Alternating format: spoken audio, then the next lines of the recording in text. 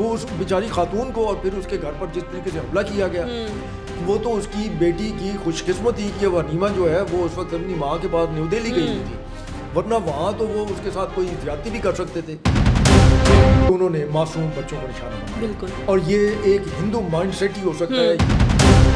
وہ اس کے اوپر باقاعدہ تانا زنی کر رہے ہیں اس نریندر مودی کے اوپر، تو وہاں اس نے وہ جو مہم چلا رہا ہے اس میں اس نے باقاعدہ آپریشن سندور کے پوسٹر لگوائے ہوئے ہیں، جس میں کسی جگہ وہ پائلٹ بنا ہوا ہے، ایئر فورس کی اس نے وردی پہنی ہوئی ہے، کسی جگہ اس نے فوج کی وردی پہنی ہوئی ہے، اور کسی جگہ وہ ایک زمین پہ بھگوان کا اوتار بنا ہوا ہے۔ اور یہ بہت بڑا سانحہ ہے، یہ ہمارے جسم، روح، دل، ہمارے اوپر جس طریقے سے یہ حملہ آور ہوئے ہیں ہمارے بچوں کو نشانہ بنا کر۔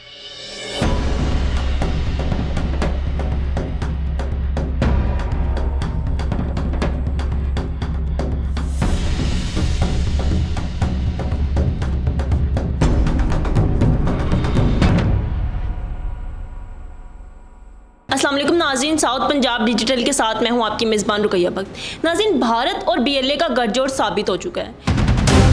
آپریشن بنیاد المرصوص کی کامیابی کے بعد بھارت نے جو ہے اپنے اوچھے ہتھ کنڈے دوبارہ سے آزمانا شروع کر دیے ہیں، مختلف جگہ پر بزدلانہ کارروائیاں کرنا شروع کر دی ہیں۔ بلوچستان کے ضلع خضدار کے اندر اسکول بس کو جو ہے وہ نشانہ بنایا گیا، جس میں 6 بچے جو ہیں وہ جاں بحق ہو چکے ہیں اور 50 سے زیادہ جو ہیں وہ زخمی ہیں۔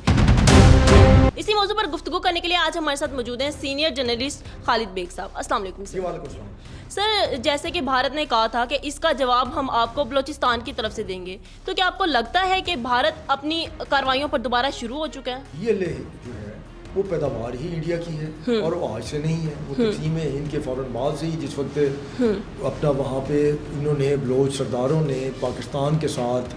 جو بلوچستان کا الحاق تھا اس کو تسلیم کرنے سے انکار کیا، اور وہ باقاعدہ پہاڑوں پہ چلے گئے اور انہوں نے مسلح ایک کاروائیاں شروع کر دیں، تو یہ پاکستان بنے ہوئے ابھی صرف چند مہینے ہوئے تھے، تو اس کے بعد پھر قائد اعظم کو حکم دینا پڑا ان کے خلاف ملٹری آپریشن کے لیے۔ چلیے ہو گیا، تو یہ بی ایل اے تو ہے، یہ پرانی پیداوار ہے انڈیا کی، اور دوسرا یہ ہے کہ اسی اسٹوڈیو میں بیٹھ کے لاسٹ ٹائم جو ہے یہی بات ہوئی تھی کہ جس طریقے سے انڈیا کو پہلگام کے فاسٹ فلیگ آپریشن کے بعد اس نے جو پاکستان پر حملے کیے تھے، یا جو اس نے 6 اور 7 کی رات جو اس نے کارروائی کی تھی، اس کے بعد جو اس کو جواب ملا، تو اب وہ دوبارہ جو ہے اپنی پراکسیز کو استعمال کرے گا۔ پراکسیز کیا ہے؟ یہی بی ایل اے ہے یا ٹی ٹی پی ہے، تو اس نے اس میں کوئی، لیکن شرم کی بات ہی ہے جو کہ انتہائی افسوسناک بات ہے کہ انہوں نے معصوم بچوں کو نشانہ بنایا، اور یہ ایک ہندو مائنڈ سیٹ ہی ہو سکتا ہے یا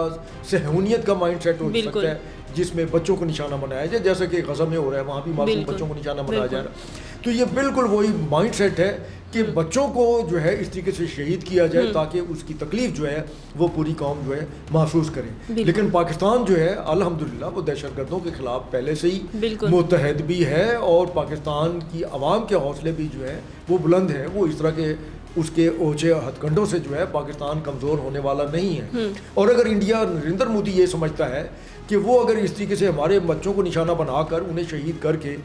ہمیں جو ہے وہ کمزور کر سکے گا، یا ہمیں جو ہے وہ مجبور کر سکے گا کہ ہم انڈیا کو اس کی بالادستی تسلیم کریں، یہ اس کا خواب خیال ہے۔ اور ابھی 2 دن پہلے ہی ہمارے D G I S P R جو ہیں انہوں نے جو کہا ہے، انہوں نے یہی کہا ہے نا کہ بھئی اگر آپ جنگ ہی کرنا چاہتے ہیں تو آ جاؤ پھر جنگ کر لیتے ہیں تاکہ ایک ہی دفعہ فیصلہ ہو جائے۔ پھر سر جنگ بھی تو کھل کے نہیں نہ کرتے ہمارے ساتھ، نہیں کر سکتا نا، اس کی وجہ یہ ہے کہ جنگ جو ہے وہ اتنا مذاق نہیں ہے، بچوں کا کھیل نہیں ہے، اور اس کو بھی اندازہ ہو گیا کہ اس کے ساتھ جو کچھ ہوا ہے پچھلے دنوں، جو ایک 9 اور 10 تاریخ کو جس طریقے سے اس کا ایئر فورس اور اس کے نیچے زمین پر بھی جو کچھ علاقوں میں لائن آف کنٹرول کے ساتھ یا سیال کوٹ اور ادھر ادھر جو اس کی فوج کو نقصان پہنچا ہے، وہ بھی اس کے سامنے ہے۔ میدان میں وہ خود اکیلا شیر بن رہا تھا، جب سامنے اس کے کمپٹیٹر آیا ہے لڑنے کے لیے تو وہ بھاگ گیا ہے، جنگ بھی نہیں کر سکتا ہمارے ساتھ۔ ان کی کوئی اخلاقی اقدار نہیں ہے۔ پھر بدقسمتی یہ ہے کہ اب یہ انڈیا کے اندر جو باشعور لوگ ہیں وہ حیران ہیں، وہ اس کے اوپر باقاعدہ تانا زنی کر رہے ہیں اس کے نریندر مودی کے اوپر، کہ نریندر مودی نے بہار کے اندر جہاں الیکشن ہونا ہے اپنا یہ اکتوبر میں، تو وہاں اس نے وہ جو مہم چلا رہا ہے اس میں اس نے باقاعدہ آپریشن سندور کے پوسٹر لگوائے ہوئے ہیں، جس میں کسی جگہ وہ پائلٹ بنا ہوا ہے، ایئر فورس کی اس نے وردی پہنی ہوئی ہے، کسی جگہ اس نے فوج کی وردی پہنی ہوئی ہے، اور کسی جگہ وہ ایک زمین پہ بھگوان کا اوتار بنا ہوا ہے، اور وہ ہر جگہ آپریشن سندور کی کامیابی اور فتح کے اس نے پوسٹر لگوائے ہوئے ہیں. اب کمال تو وہاں انڈیا کی اس آبادی کا ہے جنہیں معلوم ہے کہ کس طریقے سے ان کو بری طریقے سے پاک فوج نے، ایئر فورس نے اور ہماری نیوی نے شکست سے دوچار کیا ہے، اور اس کے باوجود وہ جو نیریٹو ہے جو ان کا ٹی وی پھیلا رہا ہے یا جو نریندر مودی کہہ رہا ہے وہ اس کو تسلیم کر رہے ہیں. اور پھر آپ یہ دیکھیے کہ اس میں یہ جو خردار والا واقعہ ہوا، ہمارا جو ایک دیرینہ دوست ہے چین، اس نے مذمت کی ہے، امریکہ نے بھی مذمت کی ہے، لیکن باقی تو کسی ملک نے ابھی تک کوئی مذمت نہیں کی. بالکل سر، بی ایل اے کا جو بیان آیا ہے انہوں نے کہا ہے کہ انہوں نے بچوں کی بس کو جو ہے وہ ٹارگٹ نہیں بنایا، بلکہ انہوں نے فوجیوں کی جو وین تھی اس کو نشانہ بنایا، جبکہ انڈین چینلز بھی جو ہیں وہ بھی یہی بیان چلا رہے ہیں کہ بی ایل اے نے جو ہے فوجیوں کی وین کو نشانہ بنایا. ان دونوں کے جو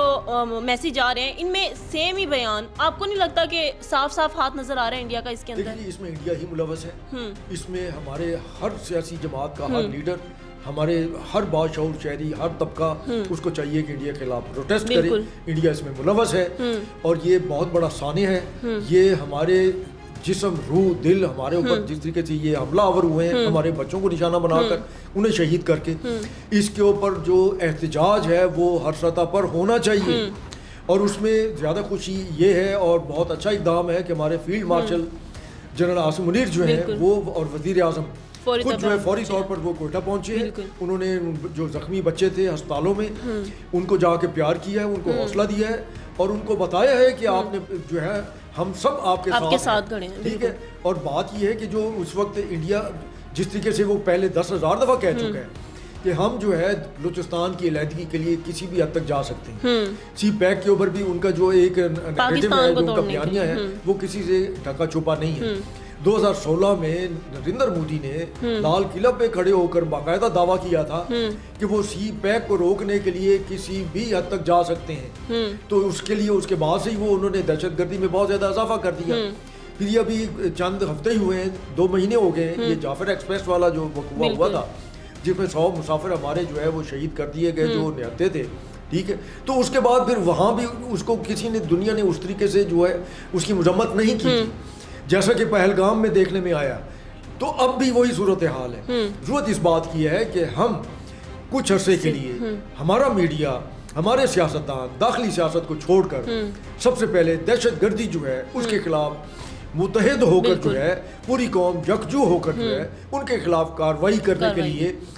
نہ صرف جو ہے وہ پاک فوج کا ساتھ دے بلکہ دنیا کو بھی بتائے کہ ہم اس کو قبول نہیں کریں. سر جیسا کہ بھارت پاکستان کے اوپر الزام لگاتا ہے کہ پاکستان جو ہے دہشت گردوں کو پناہ دیتا ہے یا دہشت گردوں کو پالتا ہے، جبکہ پوری دنیا گواہ ہے کہ پاکستان جو ہے، پاکستانی فوج جو ہے دہشت گردوں کے خلاف لڑتی آ رہی ہے، دہشت گردوں کی جو جڑ ہے اس کو مٹانے میں ہر کوشش کر رہی ہے. جبکہ دوسری طرف دیکھا جائے بھارت ہر طرف دہشت گردی پھیلانے کی وہ خود کوشش کر رہا ہے، چاہے وہ پاکستان ہو، نیپال ہو، سری لنکا ہو، بنگلہ دیش ہو. آپ دیکھیں ہر جگہ جو ہے اس کے ملوث ہونے کے ثبوت ملیں گے اور پاکستان نے خود ان کے جو ہیں وہ ثبوت دیے ہیں. جہاں تک انڈیا کی طرف سے دہشت گردی اور اس کے